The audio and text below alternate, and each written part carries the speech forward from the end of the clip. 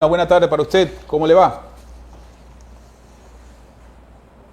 Buenas tardes con todos, qué gusto, gracias por la invitación. Buenas tardes a toda la audiencia que nos ve a través de las plataformas de altavoz. Así es, así es. Asambleísta, pues bueno, queríamos empezar haciendo un diagnóstico general y quizás es muy difícil para un asambleísta calificar la gestión de la asamblea porque no está todo en su control, no está en todo en su poder ni en sus manos. Pero, ¿qué podría resumir respecto a la gestión que este 2024, que ya concluye, realizó la Asamblea Nacional? Gracias por su pregunta, Andrés. Pues al inicio del proceso legislativo de este periodo se vio que existía un diálogo entre el gobierno. Se empezó precisamente el proceso electoral, el periodo electoral. Hemos visto con diferentes políticas se han alineado para darle la contra al presidente de la República de un buen debate como debería realizarse en la Asamblea Nacional, y se ha dejado de lado temas de interés nacional como es precisamente el tema de la seguridad, el tema de salud, el tema de educación, temas que en este momento necesitamos como país y que es lo que la ciudadanía tanto nos pide. Lamentablemente, en lugar de cohesionarnos, lo que se ha hecho el legislativo es separarse, poner una barrera, poner un escudo ante todo lo que sea propuesta por parte del presidente Daniel Noboa. Un claro ejemplo es la ley antipillo, que va a era Asambleísta, justamente tenemos. contra el lavado de activos. La Asamblea Nacional le dijo no a este proyecto y lo archivó en primer debate, teniendo enviado por el presidente de la República. Nunca antes en la historia de la Asamblea Nacional se ha visto que un proyecto económico urgente haya sido archivado en primer debate, y ahí nos damos cuenta cómo estas organizaciones políticas y las distintas entre pensamientos, entre ideologías y que no se pueden ver. Hemos visto cómo han actuado de manera conjunta para bloquear toda iniciativa que sea en beneficio del país y en contra del presidente. Y aquí no nos damos cuenta que no se están poniendo en contra del presidente, están poniéndose en contra de los millones de ciudadanos, de los millones de ecuatorianos que piden a gritos esta gobernanza y piden soluciones para todas las crisis que tiene el país en este momento y que no han sido creadas por el actual presidente de la República, sino que ya viene una cadena y que más bien ahora lo que se está tratando de hacer es solucionar. Como usted lo sabe y como es un periodista, Andrés, de investigación, ahora este gobierno ha pagado las deudas que existían del pasado, incluso a los comunicadores, docentes, a los docentes comunitarios se les pagó una deuda que existía desde hace más de 20 años. Además, también se han pagado deudas a Solca que existían también, que estaban ya de gobiernos anteriores, y así muchos otros temas que se les ha dado viabilidad, soporte, y es el presidente de la República quien ha decidido poder pagarles a todas estas personas que por años suplicaban a gritos estos pagos. Asambleísta, ¿dónde está ese momento de quiebre que se produce, el resquebrajamiento, asamblea, ejecutivo? Tomando en cuenta que al inicio pues no fue así, más bien fue todo lo contrario, con la aprobación de los proyectos de carácter urgentes que envió a la Asamblea Nacional y que se aprobaron casi unánimemente con una mayoría absoluta. ¿Dónde ocurre este antes y después con la relación con el Ejecutivo que permite este distanciamiento aún marcado? Es claro el distanciamiento. Cuando se dieron cuenta que el presidente, aquí en la asamblea, cuando se dieron cuenta que el presidente estaba poniendo mano dura a estas economías criminales, que estaba poniendo mano dura al crimen organizado, y que no le temblaba la mano precisamente para poder sacar al país de la crisis de inseguridad en la que se encuentra. Desde ese momento empezaron a existir los bloqueos.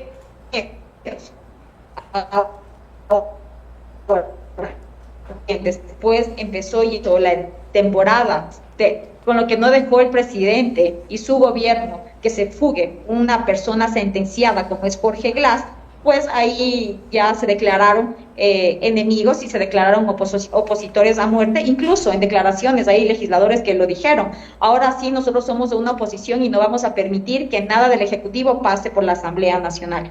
Claro, como también ellos saben que están siendo vistos por parte de la ciudadanía, hay algunos temas que no pueden demostrarse tan públicamente en desacuerdo, decirlo frontalmente, sino que ponen muchos argumentos para justificar cómo están tratando y cómo están debatiendo dentro del Pleno Legislativo. Pero el total quiebre fue precisamente cuando el presidente de la República le dijo no a la impunidad y que lo ha sostenido. Recordemos lo que pasó en el gobierno anterior, Andrés, cuando una ex ministra, que era la ministra María de los Ángeles Duarte, se fugó de una embajada en la que estaba, que era la embajada de Argentina, y luego apareció en Venezuela.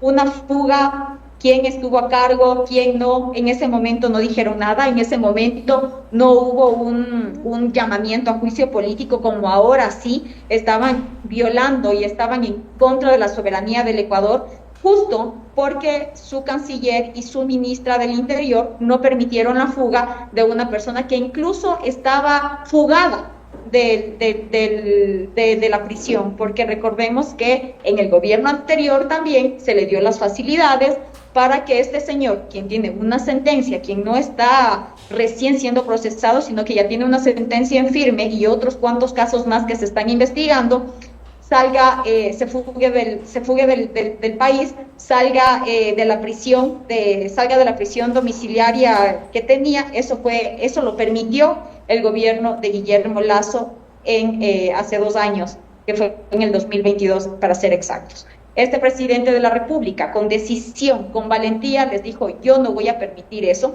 Existían las alertas que se iba a fugar, y pues por eso se decidió ingresar a la embajada mexicana para regresarlo al centro de privación de libertad, que es en Guayaquil, donde continúa por el momento pagando una sentencia, ya que el pago económico todavía no lo ha hecho. Ok, asambleísta, ¿cómo usted puede calificar las acciones de los últimos días de la vicepresidenta Verónica Abad? Pues terrible, lamentablemente esto no le hace bien al país. El país necesita que sus gobernantes, a quienes les eligió, trabajen para darles certezas, para darles empleo, para dar seguridad, para darles salud, para darles educación. Todo lo que está haciendo el presidente de la República. No se necesita una vicepresidenta que en el exterior vaya y hable mal en contra de su presidente con el que llegó, que hable mal en contra de su país, que incluso en entrevistas nacionales, en medios nacionales, haya dicho que está pensando en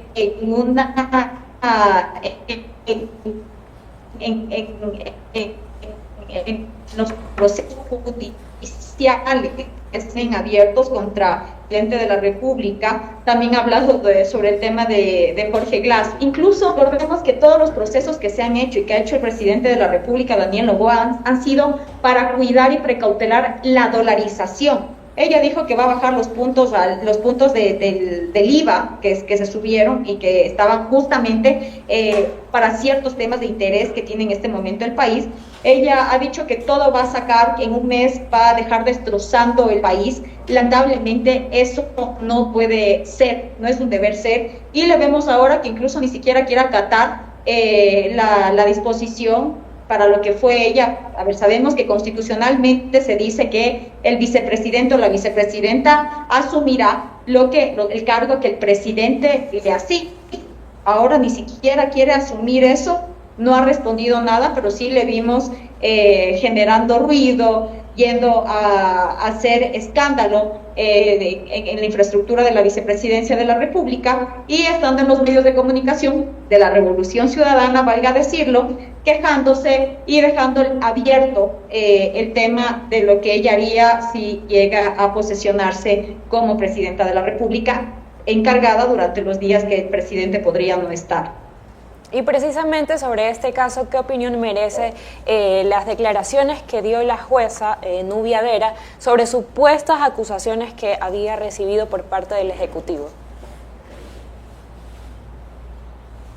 Sí, hoy en la mañana estuvo la jueza, ella no supo qué responder cuando se le preguntó si era por parte del Ejecutivo, del presidente Daniel Noboa. Incluso ella señaló que no tenía contacto, que no le conocía al presidente Daniel Noboa de manera cercana, más que en los medios de comunicación. Así que este tema ahora está en manos de la justicia, pues será la justicia quien determina los casos. También el presidente del Consejo de la Judicatura ha dicho que va a iniciar un proceso porque ha sido presentado estas declaraciones por parte de la jueza y que no han sido reales, que han sido sacados del contexto. Así que nosotros, respetando la independencia de funciones, pues esperaremos el pronunciamiento de los mismos. El señor Godoy le envió un comunicado a la comisión porque no se ofrecieron su intervención, no estuvo en conjunto con la convocatoria de la jueza tampoco. ¿Qué se ha dicho respecto de su comparecencia y si esperan también un pronunciamiento de parte del presidente del Consejo de la Judicatura? Andrés, lamentablemente en esta comisión hay una mayoría de la Revolución Ciudadana, incluso quien preside es alguien de la Revolución Ciudadana. Verá, le voy a poner un ejemplo de cómo se está manejando en este momento el legislativo. Cuando les conviene a los asambleístas de la Revolución Ciudadana y sus aliados, como son los socialcristianos y Construye, nos damos cuenta que ahí todo funciona. Pero cuando es al revés, cuando nosotros como ADN estamos solicitando información y presionando para temas que realmente son de interés nacional, no funciona nada y ahí sí tienen que seguir según la normativa. Yo estoy en la comisión creada, la comisión ocasional, que trata la reforma al artículo 5 de la Constitución sobre el regreso de las bases militares extranjeras al país. Un tema que debería interesarnos a todos, teniendo en cuenta la alta criminalidad que existe no solamente en el Ecuador, sino en el mundo entero, y que hemos visto cómo el crimen organizado ahora está operando, no solamente en las fronteras, que está operando por el aire y por el mar. ¿Qué capacidades tienen nuestras Fuerzas Armadas para ello? Por eso necesitamos de la cooperación internacional. Sin embargo, ellos, en esta mesa legislativa, la preside Gisela Garzón, que es de la Revolución Ciudadana, se han opuesto desde el primer momento a que este tema tan importante se tramite. Nosotros teníamos para el 22, este domingo 22 de diciembre, presentar el informe para primer debate que tendría que ser debatido. Esperábamos que este año en el pleno de la legislatura, pero sin embargo no se dio, no se realizó, y la justificación fue que mientras que hay plenos, no se puede convocar a las sesiones de la comisión. Yo desde el día 1 presioné, pedí que se tramite en 30 días, porque la presidenta de esta comisión pedía que sean 60 días. Se estableció, como yo sugerí, como bancada de ADN, en los 30 días, es decir, el 22, como estoy mencionándolo en este momento. Y de ahí hemos tenido un montón de trabas, incluso semanas en que no se sesionó y una semana en la que se sesionó una vez. La semana anterior yo hice un requerimiento oficialmente también, todos están en la bandeja del TTS, que es el sistema que se utiliza aquí en la Asamblea Nacional, pidiéndole a la presidenta que pueda realizar estas sesiones de manera presencial, de manera híbrida o de manera virtual, teniendo en cuenta la premura del tiempo y que teníamos que nosotros cumplir con el mandato, necesitábamos cumplir con lo que establece la norma. La justificación de ella fue que no se podía realizar las sesiones de comisión mientras que existía el pleno, una sesión convocada al pleno. Hoy en la mañana hubo una comisión de justicia en la que justamente se le llamó a la jueza que ha dado estas declaraciones, y nosotros estábamos convocados para las 10 de la mañana, empezamos casi una hora tarde porque la presidenta de la Asamblea Nacional dio paso a esta comisión que se estaba realizando también a las mismas horas, y ahí sí no ocurría este tema de que no se puede sesionar una comisión mientras que exista una convocatoria al Pleno Legislativo. En estas incongruencias es en las que nos encontramos en estos momentos. Un tema tan importante que es de interés nacional, en la que muchos de ellos pregonan y dicen que la seguridad es lo principal en el país, no quieren tratar un tema como es el tema de la cooperación internacional para poder tener interdicción en seguridad, para poder tener a los cooperantes que nos puedan ayudar a solventar las crisis y lo que nos hace falta, como es la tecnología. Sí. Estima, por tanto, que no va a estar a tiempo ese primer informe y el segundo eventualmente para que vaya al Pleno y que no se cumplan los plazos para que, como se lo tenía previsto inicialmente, en segunda vuelta se convoque se adhiera este referéndum sobre esta consulta que se ha plantado en la reforma parcial? Sin duda, Andrés. La Revolución Ciudadana se opuso a esto. Teníamos que haber presentado el informe, ya teníamos que haber presentado el informe el 22 de diciembre, no se lo presentó, aún ni siquiera hemos sesionado para poderlo revisar dentro de la comisión, recién el equipo técnico lo está realizando, seguramente se convocará para mañana, pero no se va a realizar esta consulta, este referéndum en la segunda vuelta, como también nosotros lo planificábamos, para poderle ahorrar al Estado unos 60 millones de dólares e incrementarlo dentro del proceso electoral que ya está en pie, que ya está en marcha, en el cual ya existe un presupuesto y una planificación. A esto le ha dicho que le han dicho que no ahorrarse 60 millones de dólares al país, y también le están diciendo no al tema de la seguridad, al tema del combate al crimen organizado, que en este momento es tan imperioso en el país. A todo eso se han opuesto, y aquí nos damos cuenta cómo ellos se manejan de manera muy conveniente. Como a ellos les conviene ahorita este tema de la vicepresidenta y poderle dejar a ella en funciones, y están con este tema político en este momento en contra del presidente de la República, pero le están diciendo no al otro tema que es de interés nacional, como es de los ciudadanos, donde yo he ido a territorio, todos los ciudadanos dicen que están a favor de estas bases militares extranjeras. ¿Por qué? En soberanía, lo que nosotros necesitaríamos y lo que se debería permitir es que el pueblo ecuatoriano le diga sí o no a este referéndum, nada más, porque nosotros como políticos lo que necesitamos aquí es revisar las observaciones que han dado los constitucionalistas, los expertos en seguridad, en defensa, en inteligencia, y de ahí decirle al pueblo ecuatoriano, quien sea el que decida si está o no está de acuerdo con la cooperación internacional y que se reforme este artículo. ¿Esta cooperación está absolutamente cerrada a la presencia de las fuerzas militares de Estados Unidos, o está abierta a que cualquier fuerza militar eventualmente pueda tener su participación, asesoría, intercambio, inversión y presencia en bases en el territorio ecuatoriano? Ellos están cerrados a cualquier tipo de cooperación internacional. Ya lo vivimos en ese gobierno de una década que duró, en el cual le cerraron las puertas a la cooperación internacional, y que por eso incluso alejaron a muchos cooperantes, y donde ya no existió la seguridad jurídica. Por eso también hay personas o hay empresas que ya no quieren invertir en el Ecuador porque le consideran riesgoso, porque temen a que ese gobierno pueda regresar y volver con las mismas mañas que tenían durante 10 años que estuvieron en el poder. Ok, asambleísta, a propósito del caso de los 4 niños, ¿cuáles serán otras medidas que tomará la Asamblea al respecto? Están en algunas investigaciones, supuestamente fiscalización, aún no ha existido una convocatoria formal, solamente se escuchan voces, y hasta que no exista un pronunciamiento oficial, mal haría yo en decirle cuál es el proceso a seguir o si va a enviar el caso a alguna comisión. Sin embargo, la Comisión de Seguridad, que es presidida por una colega también de la bancada de ADN, ha pedido información y ha pedido insumos a las Fuerzas Armadas para poder revisar el tema. Perfecto. Respecto a las políticas de seguridad quizás que se están tomando en los recintos carcelarios actualmente y en los que están en construcción, se pedirá informes relacionados también al Ministerio de Defensa, Fuerzas Armadas, Ministerio de Gobierno, Policía, y lo digo como antecedente con lo que ocurrió este fin de semana, días atrás, no este fin de semana, sino el 23, el atentado contra la nueva cárcel en Santa Elena. Quizás el reforzamiento de medidas de seguridad, repito, en los centros carcelarios actuales y en los futuros que se están construyendo.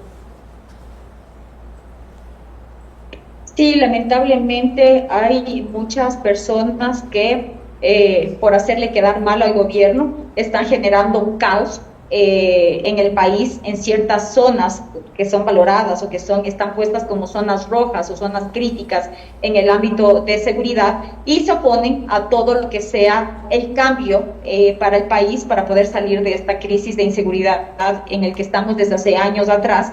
Y por eso, como quieren generar caos, como en este momento están simplemente pensando en los réditos políticos, teniendo en cuenta que el 9 de febrero va a existir ya las nuevas elecciones nacionales, en donde se va a elegir al presidente y a los asambleístas y parlamentarios andinos, pues generan estos caos que muchas veces son provocados por ellos mismos.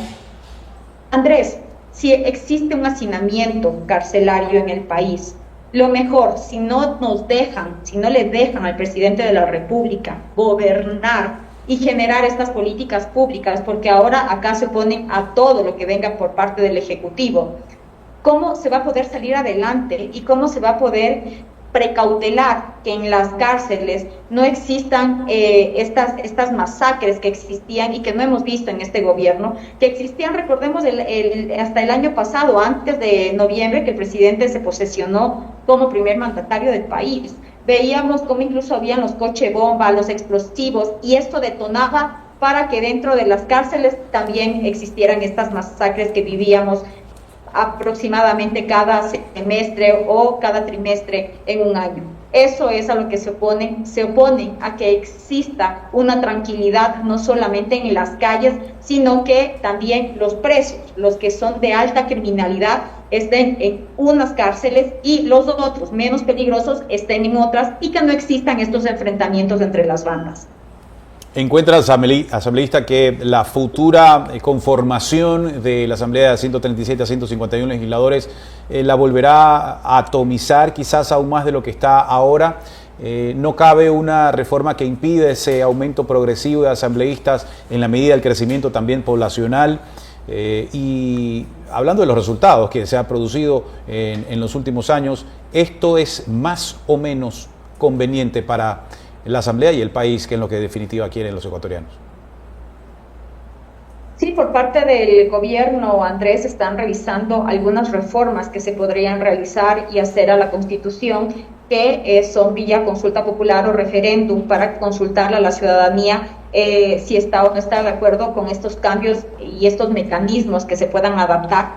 Y lo avisaremos, lo anunciaremos en su momento, pero sí es importante aquí que toda la ciudadanía en las próximas elecciones tenga en cuenta quiénes están oponiendo y quiénes no permiten la gobernabilidad del Ecuador, quiénes no permiten la gobernabilidad del país, quiénes no permiten y quiénes están negando justamente a estos cambios que necesitamos como Ecuador y cómo necesitamos enfrentarnos a estas crisis multidimensionales que existen. Así que justamente si se necesita una gobernabilidad, pues lo más idóneo sería que los asambleístas, la mayoría de asambleístas, sean de la misma bancada, del mismo bloque del presidente de la República. Asambleísta, le agradecemos por su tiempo esta tarde en Altavoz y gracias por compartir sus comentarios sobre algunos temas de interés nacional. Que le vaya muy bien. Muchas gracias. Gracias a ustedes, un gusto siempre y a las órdenes. Unas felices fiestas. Igualmente para usted.